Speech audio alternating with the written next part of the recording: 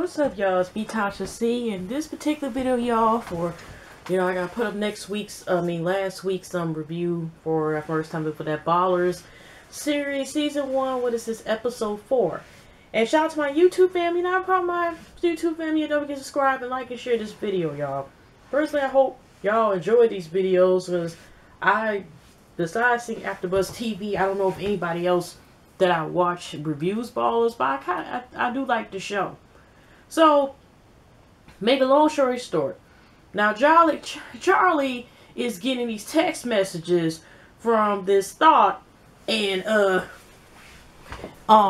in bikini and some text messages. His wife is cooking. I don't know if it's his sister-in-law. She got her kids over. She talking about why the hell y'all and your baby's dead, so my damn kids can have some cousins. And he's acting very awkward. He don't know where the hell this came from. I thought somebody he was talking to at the party. It turns out Rick is sitting up there. Ricky gave some broad this number. Later on, we see Charlie. He is sitting there at his desk, and she wants to talk. He's trying to let her know he's married.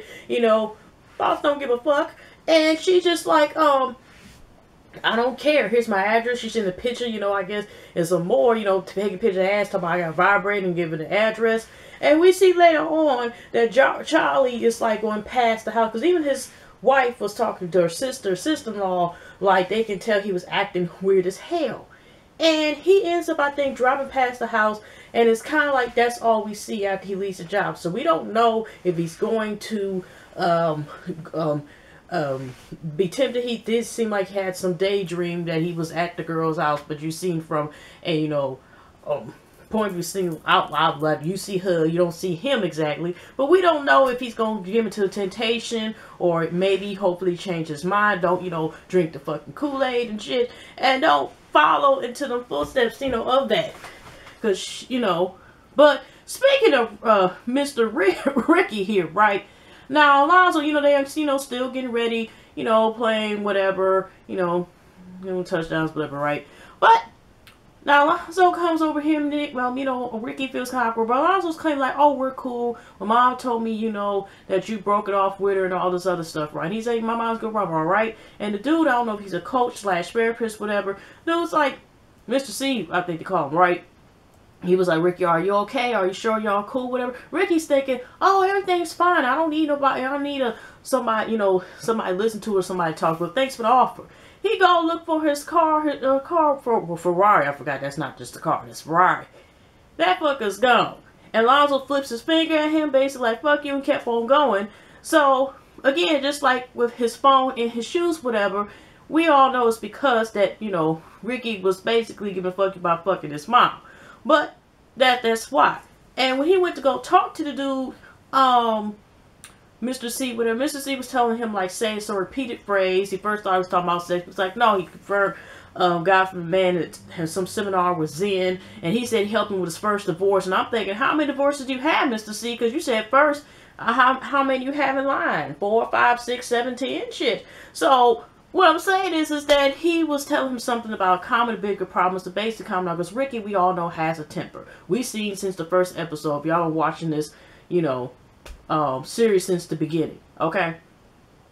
So he goes, the dude, Mr. C, gives him the address to his car, and basically saying like, you work as a team, blah blah, just calm down, because Ricky feels like y'all them being treated like rookie. I keep being disrespected, all this other shit, So when the dude, I mean, if y'all know the people from previous, I don't know even what's his C name, but Mr. C was originally the dude that played in Psych. I do remember from that. And the dude that was like the water, I don't know what they call him, the water boy, whatever, right? That dude, that cat used to also play Everybody Hates Chris as the main character, is Chris, okay?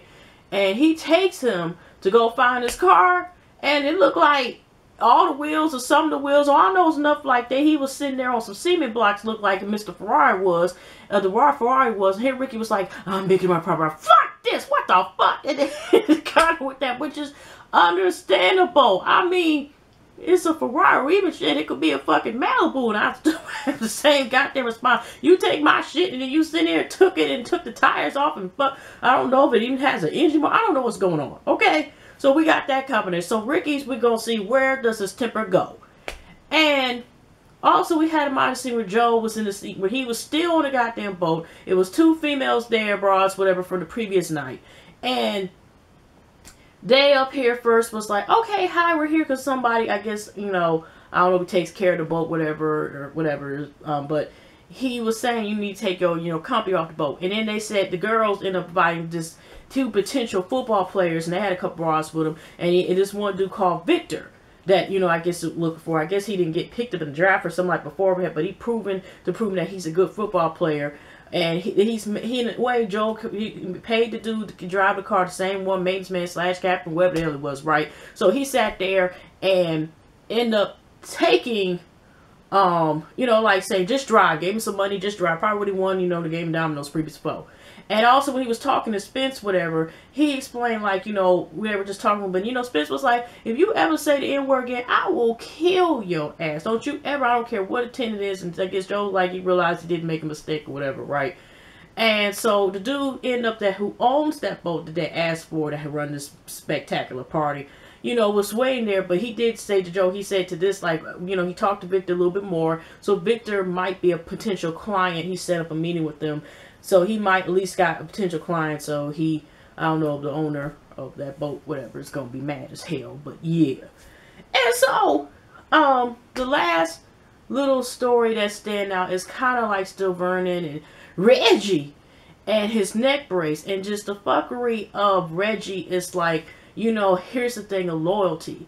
And sometimes you can be around these people all your life. Unfortunately, sometimes some that case you might be related to, you know, something like that. And some people, just because they've been around so long, or you've been, you know, doesn't equal just because they've been with you since childhood, or 10 or 9 years, or 9 years plus, or whatever. You may think like it's been a long time. Does not mean that it's good in the end. You know what I mean? I've been with this person since blah blah blah, but if y'all been arguing, getting in fights and shit, or this person keeps stabbing you in the back and all this stuff, doesn't really make it worth staying and wasting more of your life that you can't get back, or that person can't get back. You see what I'm saying? So in this case, Reggie for some reason takes care and manages all this money, but Vernon seems to be, even though he's managing my money, it seemed like he's expected to take care of the whole family, including Reggie's damn ass, right? We see beginning that, you know, Spence apologized. Reggie's got this neck brace on. You know, I'm surprised he didn't come there. You know, they're just trying to negotiate. So he's talking to Vernon, Reggie, and I think Jason, the agent, was there too. Now they're trying to negotiate this deal, or possibly the most that could happen. I mean, guess worst could happen. He might become a free agent, right? And, you know, here's Reggie's the numbers, you know, of course, Vernon, you know, like I said, Reggie being Vernon, and Reggie's like all about loyalty. And loyalty, if that's your version of Vernon, your loyalty is going to have you completely just fucked in the game. Because if you get injured like Spencer had in the beginning of the episode, he had a flashback against one of his injuries. His girlfriend on off girl, and I forgot what her name is, this Darlene or something, told him to go to the neurologist and threatened. First I thought she was going to promise him sex or some, you know, some type of sexual favor. But she was like this, she was going to report out to the press that, you know, basically Ricky's boning his teammate's mom if he didn't go to the neurologist. Because she's like, you know, 9 times out of 10, you know, linebackers have like concussions that can affect, you know, like their, their head, just everything. I mean, I can't really describe the words right about now, but it's hearing these injuries that affect them for a lifetime. And for example, excuse me, we've been seeing Spence, if y'all noticed since the first episode, he pops, we didn't see this episode, but he pops these pills. I don't know if they're painkillers. I don't know if they're antidepressant. I mean, you know, they're depressants, medication, something. Cybota, you know, something. All I know is that he pops them in his mouth like they're Skittles or Tic Tacs. Okay, he just, so, you know, we don't know if it's a possibility that Spencer may be dependent or may possibly have a pill, some type of pill addiction, prescription pill addiction. I don't know. Okay, but it is kind of concerned about Spence like this going out of control with that if he does get it under there. And they're trying to schedule him for an MRI. And he was saying, you know, when he went to the neurologist, he's of course trying to avoid. I only came because Darlene told me to come. I think that the woman's name is right. Darlene told me to come. And they trying to do, the neurologist trying to say we're going to MRI to see the look. And, you know, they schedule it. And then it just seemed like the second to last scene, he was like, hold on, I'll come back. But I don't think we've seen the scene come out. I think he just probably walked out as escape and just trying to avoid that problem, just saying like, oh, I'm fine and stuff. So that may be a concern later at season. Or, did they already get renewed for season 2? Most likely they probably did, because this is a decent show. But, so that is it. And then we have this Vernon Reggie thing where, like I said, Jason made negotiations out of like one of those tough negotiators. I know that I don't know, he's with the Dallas Cowboys stuff. That, like I said, this is a good show, but I'm not like into sports like that. So I'm just doing the best I can, y'all. For y'all, if y'all wondering what the hell is she talking about. But so he was able. Now here's what Vernon Reggie had suggested. Really, Reggie. You know, he wants to be able to, I understand, take care of his family long term after football's over with. He wants to make a wing in a certain, I think, in a children's hospital, make a children's program, get back to the community. There's nothing wrong with that. But Reggie suggested 101. But even though he's not playing, he's making all these extra negotiations, $101 million. And I guess overall, they were able to negotiate one of the highest, I guess, paid, you know, contracts, whatever, for defense or player. Am I correct? Over that, in a guaranteed $14 million or something like that. Just a lot of damn money my ass seen, okay? And still, when Jason said he told Spence about it, Jason said, even though I got this deal, $71 million he was able to negotiate, he got hung up on. He goes to meet Vernon and Reggie. I know I'm skipping some parts later on to talk to him. He's trying to talk to Vernon himself, and anything has to do with money. But damn near anything Vernon's damn near. Here come Reggie making sure he takes from, you know, his effort, okay? And then when Spence finds out that it was turned out Mr. Reggie was his ass was the one who hung up on the phone, because they want this big ass amount of damn money, even though they're getting a big ass amount. And you know, here's Spence just had no, because Vernon's like, well, it's loyalty and blah, blah, blah. Yeah, your family, whoever these people you admit you don't know you're taking care of too. That's why he is like $300,000 down the hole, and probably David used all that up and shit like that, because he just getting his contract renegotiated, right? And I don't know if it's the same team been playing for or a different team. But at the same time, though, here's the problem. So, you know, Spence is sick and tired of it, because, like I said, here's like Vernon, you know, I mean, here's Vernon acting like, I don't know how young he is, whatever, but Reggie is always in his ear. And we don't know them pictures. He up there snoring, like I said. He wasn't about to even snort no cocaine, but like I said, he followed Reggie. I don't know what Reggie been doing besides just being a fucking leech and just sucking him dry. And the rest is damn near half these family members or whoever else he's supposed to take care of. And they figure because he been there, and that's loyalty.